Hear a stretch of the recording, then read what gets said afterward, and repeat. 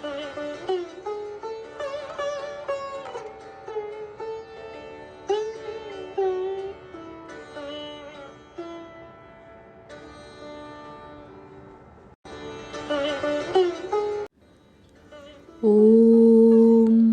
यथाग्निर्दाहिका शक्ति रामकृष्णे स्थिता हिया सर्वविद्यास्वरूपां तां शारदां প্রণমাম্যহম। শ্রী শ্রী মায়ের কথা, স্বামী অরূপানন্দ। 1 ফেব্রুয়ারি 1912, উদ্বোধন। আজ রাত প্রায় 9:30টার সময় মায়ের নিকট গিয়াছি। সমস্ত দিন যাই নাই দেখিয়া মা জিজ্ঞাসা করিলেন, তুমি আজ কোথায় ছিলে?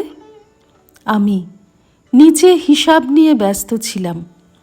মা প্রকাশ তাই বলছিল, যে ত্যাগ করেছে তার কি আর ওসব ভালো লাগে?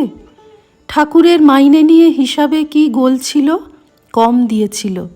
আমি খাজাঞ্চিকে বলতে বলায় বললেন, ছি ছি, হিসাব করব? ঠাকুর এইটি আমায় বলেছিলেন, যে তার নাম নেয় তার কোনো দুঃখ থাকে না। তা আবার তোমার কথা? এটি তার নিজ মুখের কথা। তাঁর ত্যাগই ছিল ভূষণ। 8 ফেব্রুয়ারি 1912, উদ্বোধন। ঠাকুর ঘরের পাশের ঘরটির উত্তরধারে মাদুর কিংবা কম্বল পাতিয়া দেওয়া হইত। মা সকালবেলা ওইখানটিতে অনেক সময় বসিতেন। কখনো একটু জপ করিতেন, পূর্বমুখ হইয়া বসিয়া। আমরা যখন এই ঘরে মায়ের সঙ্গে কথাবার্তা বলিতাম, তখনও প্রায়ই এইখানে বসিতাম। আজও মা এই স্থানে বসিয়া আছেন। আমি, মা তুমি দক্ষিণেশ্বরে কতদিন ছিলে? মা, তা অনেক দিন ছিলাম। 16 বছরের সময় এসেছি। তদবধি বরাবর ছিলুম। মধ্যে মধ্যে বাড়ি যেতুম। রামলালের বিয়ের সময় গিছলুম। 2-3 বছর অন্তর যেতুম। আমি, একা থাকতে? মা, কখনো কখনো একা ছিলুম। আমার শাশুড়ি থাকতেন।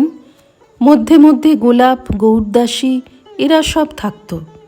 ওইটুকু ঘর, ওরই মধ্যে রান্না, থাকা, খাওয়া সব। ঠাকুরের রান্না হতো। প্রায়ই পেটের অসুখ ছিল কি না, কালির ভোগ সহ্য হতো না। অপর সব ভক্তদের রান্না হতো।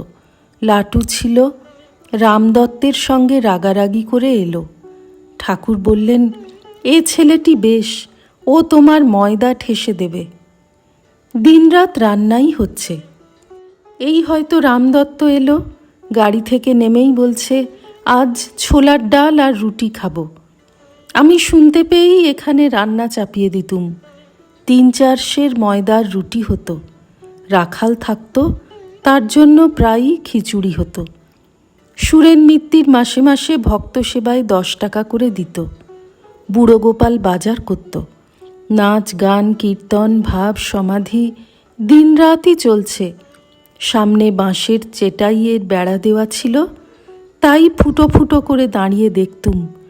তাই তো দাঁড়িয়ে দাঁড়িয়ে পায়ে বাত ধরে গেল। যদুর মা বলে একটি ঝি কিছুদিন ছিল। এক বুড়ি আসত, পূর্বে অসৎ ছিল, এখন বুড়ো হয়েছে, হরিনাম করে। একাটি একাটি, তবু ও আসছে, ওর সঙ্গে কথা কইতুম। একদিন ঠাকুর দেখে বললেন, ওটাকে এখানে কেন? আমি বললুম, ও এখন ভালো কথাই তো কয়, হরি কথা কয়, তাতে দোষ কি? মানুষের তো আর মনে সবসময় পূর্বভাব থাকে না। তিনি বললেন, ছি ছি, ওর সঙ্গে কি কথা, শত হোক, রাম রাম। পাছে কুবুদ্ধি শিখায়, এই ভয়ে তিনি ওসব লোকেদের সঙ্গে কথাটি পর্যন্ত কইতে নিষেধ করতেন। এত করে আমাকে রক্ষা করতেন। শ্রী রামকৃষ্ণার্পণমস্তু।